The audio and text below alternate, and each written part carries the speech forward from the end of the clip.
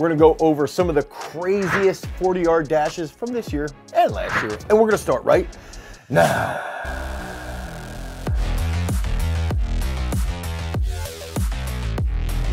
Now, when I was talking about this year and last year, we're talking about the NFL Combine. And when they bring all of these freak athletes together, they're testing a whole bunch of different strength characteristics. They're looking at speed. They're looking at blast impulse. They're looking at agility. They're looking at absolute strength. Have you done the work? Everybody hates that 225-pound bench press, but guess what? It can show if the athlete has actually been doing the work. They're also testing vertical jump, broad jump, L cone, okay? All these different things that really can transfer over to the football field along with actual football specific drills. So let's get into this and really break down some of the key factors behind what we're looking at with the 40-yard dash. When we're looking at the 40, I like to see, one, what type of start position do they come out of? Okay, how do they come out of the blocks? What's their shin doing? What's their ankle doing? Is there an isometric action that provides a large amount of stability that sort of anchors down for them to drive from? When they're coming out of the blocks, how many strides does it take to get to 10 yards? Should it be typically 6.5? When they get to 20, are we around 10.5 or 11? Okay, and then as they get all the way through, typically by the time they hit that 40 yards, they're gonna be right around 19 strides. But it's the athlete who can switch quicker. It's the athlete that can turn it on and provide more power output. They're the ones that are gonna run a little bit quicker. So when we're looking at Bijan Robinson, there's a couple big factors that we're gonna see. Okay, one, he's got a low heel recovery. Two, when he's dropping his front knee, that lengthens the heck out of the quad. That's gonna put a large amount of load on the quad, and it's gonna help with his drive phase. Now, with his low heel recovery, typically what we're supposed to see with low heel is you should be in a better position to drive. I think we might see a little bit of an error, not necessarily with the low heel, but actually with another position. I'll point out shortly. I've analyzed Bijan's test here, which you'll be able to see he gets a little bit out of position. I think a little bit from the low heel transition, but also with some of his trunk control work. So now he's getting out of this position. Watch that knee drop, okay? That's one of the biggest factors, that left knee. Watch that left knee. It's almost like he's pointing that forward. Boom. And then right here, great extension here, okay, to help with that forward projection. It's crazy too, because you can see like that upper body, but now watch that back. See that low heel right there? Okay, that low heel is gonna bring him into this position on step 2. He's got that forward chest right there, pretty forward chest. Okay, so he's going 1, 2, 3. Now right here's where we're gonna see the error, 4. Okay, on that 4th step, I think he got a little bit out of position right here. At this point, he didn't handle that flexion as well as he could have. And we talk about this in some of our videos when we're talking about catching rapid cleans, like getting compressed and holding that compression point.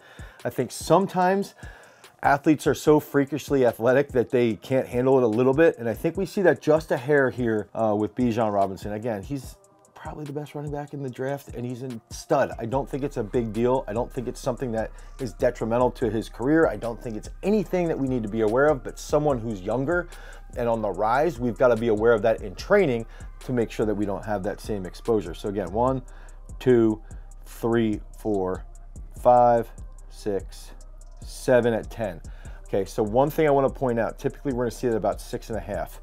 So he did lose about a half of a step there. So he's at 7 through 10. Then we go 8, 9, 10, 11, 12 through 20, about 12.5 through 20. Now you're gonna see his chest, 12.5 through 20. You're gonna start to see that chest come up a little bit more, 12.5 through 20, 13, 14, 15, 16, 17, 18, 19, 20, 21 and a half.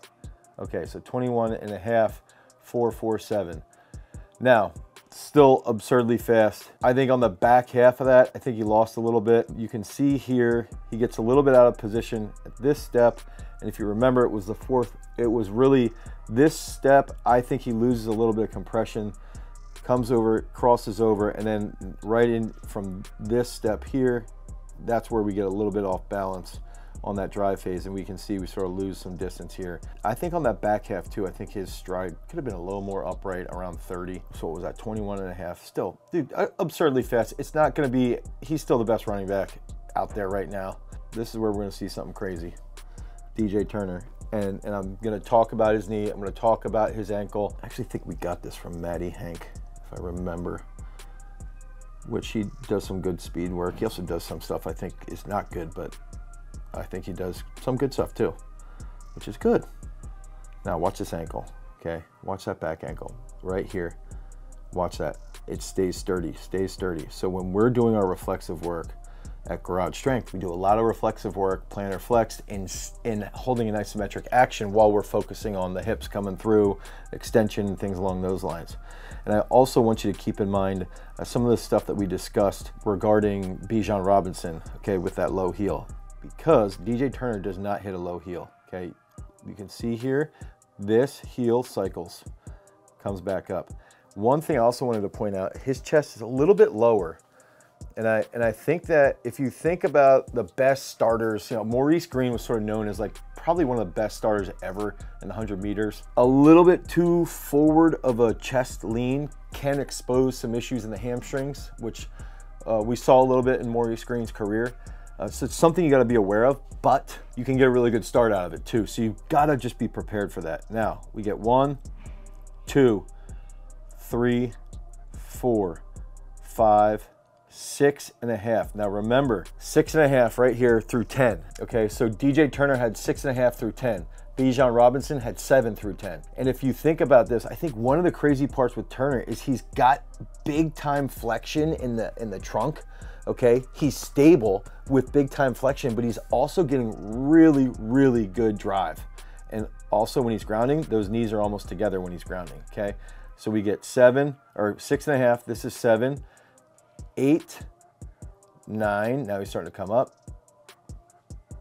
10, 11, 10 and a half to 10 and 3/4. That's 11 there at 20. I gotta go back over this because I just screwed up that count. Okay, so we go 1, so we're gonna go to the 20, 2, 3, 4, 5, 6, 7. Man, that 6th step, look at how long that's when he grounds on 7. Jeez, he was driving. 8, 9, stride length, phenomenal. 10, 11, past the 20, 12, 13, 14, 15 through 30, 16, 17, 18 and 3/4. 18 and 3/4 versus 21 for Bijan. And you look at the time, 4:27. The crazy part here is I want to focus in on his trunk. Okay, so if we play this in slow motion, watch the trunk, okay? Let's just put a little circle here. Really zero in on what his trunk's doing. It's just stationary, hold, hold, hold. But the big thing is the strides. You know, 18 and a half, 18 and 3/4 through 40, not 21. That's gonna get you some better speed. And I think some of that can be related back to, you know, we talk about in the best 100 meters, we talk about how that first 20 meters sets up the next 80, and it's the same thing in the 40. The first 10 to 15 sets up the next 25. And we mentioned how Bijan got a little bit out of position, had a little bit shorter strides at the end of his 40, and really that goes back to what he was doing in the first 10. I think there's some arguments to be made around the low heel. Honestly, I think it's good, but I think it has its place. I don't think you have to use it. Now, I wanted to go over Jordan Davis because this is one of my all-time favorite. I think this is from 2 years ago, so I wanted to just talk about Jordan Davis coming out of here. And again, we're gonna see with him, zero in on that ankle.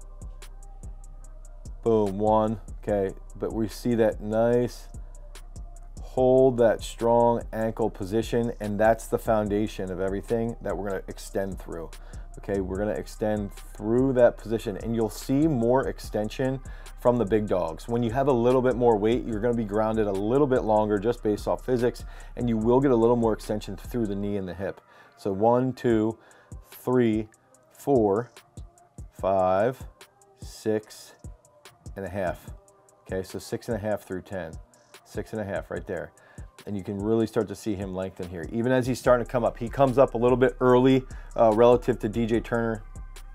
That's okay, he's a lineman.